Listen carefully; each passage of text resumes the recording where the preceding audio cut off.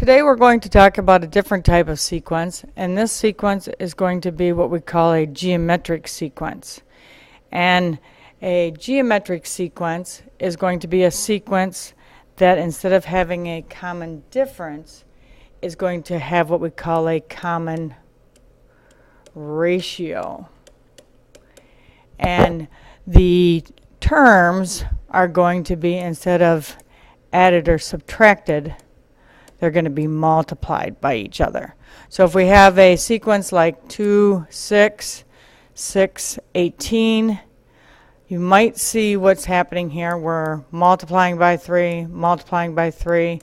So our next term would be a 54, and along we go. So again, let's remember the word common. Common means same. And sometimes it's easy to see the ratio, and sometimes it's a little bit harder to see a ratio. So if you had like 100, 90, 81, that might be a little bit harder to find the common ratio. So I have a formula for you to find the ratio. You just take a term and divide it by the preceding term. So this sequence here, the ratio is actually a decimal, and it is 0.9. So if I multiply 100 by 0.9, I'll get 90. 90 times 0.9, I'll get 81. 81 times the common ratio will get you your next term. So let's look at a couple examples of a geometric sequence. First of all, to tell if we have a geometric sequence, we're going to look and see if we can tell what's happening with this sequence. And again, some of you might see that if I take 4 times 2, 18 times 2, 16 times 2, so it's the same ratio. If you can't see that ratio, just take A2 and divide it by A1, and that will give you that common ratio.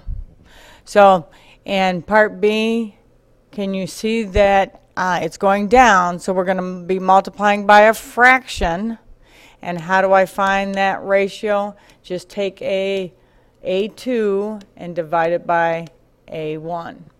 And if you do this on your calculator, you'll see that if I multiply each term by 0.2 or 1/5, that will be my common ratio.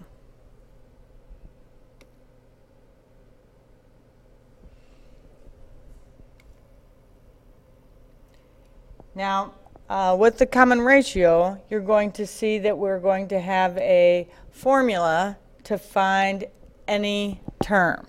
So the term of the nth term of a geometric sequence is a different formula, A1 times the common ratio raised to the n minus 1. So let me give you what each one of these variables stand for. A sub n, again, is the value of the nth term.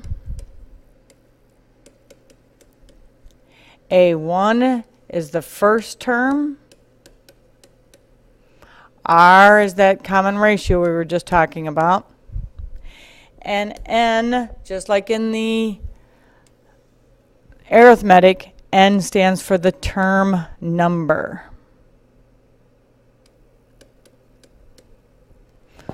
So a couple different examples for writing the term or writing the rule. Let's use our formula. A sub n equals A sub 1 r to the n minus 1. So first of all, we have to identify, write out A, and you write this little subscript there. The first term is 4. And you put your common ratio, and you raise that to the n minus 1. So again, is there a number that you can see that I'm multiplying by?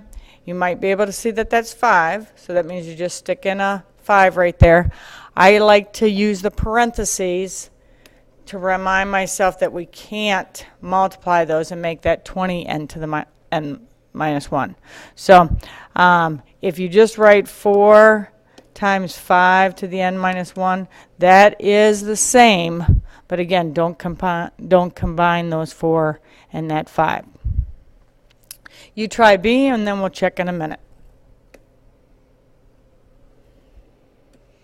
So to find the a sub nth term, we take the first term, multiply by the common ratio, and raise that to the n minus 1.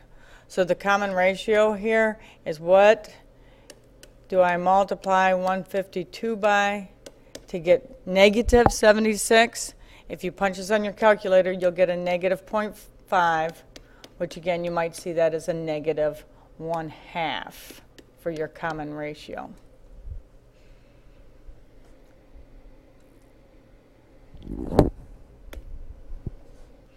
So I'd like you to pause the video right now, try the front of the worksheet. That will use this one formula that you've just learned. And again, what is that one formula? A sub n equals the first term times the common ratio, all raised to the n minus 1. And then we'll talk about the sum of geometric sequences next. The sum formula for a geometric sequence is given to you. It's a little bit more complicated than the one for arithmetic, but S sub n is going to stand for the sum of n terms. A sub 1 again is the first term. R here is your common ratio. And n is the number of terms. So again, you might remember in algebra when we were doing cross-canceling, we can't cancel these r's out because that would really change our formula. So just be careful not to change those r's around. That is the formula. I'll show you how to punch this out in this first example. So remembering sigma notation, this is a sum of 16 terms. So one of the ways I could do this is I could just plug in I equal to 1, then I equal 2, and so forth, all the way up to I equals 16, but it might take way long time. So I'm going to show you how to use the formula instead of adding all 16 of these terms in your calculator. So the first term, we need to get that, so we put in a 1 for I. 3 to the 0 is 1, so the first term is going to be 4. Then the second term is when I stick in a 2, I'll get a 4 times 3 to the first will be a 12. And again, like we've done before, we might recognize this formula as a sub 1, and it's in the form of a sub 1. R is my common ratio. So to find the sum of these 16 terms, we're going to take the first term. On our calculators, we need to put the numerator in the parentheses as long as the denominator inside parentheses. Okay, so it'll be important that you punch this in right. Notice at the top, our formula is 1 minus r to the nth power, and so we're going to raise that to the 16th power. So pause the video, punch it out on your calculator, and we'll see if we get the same answer.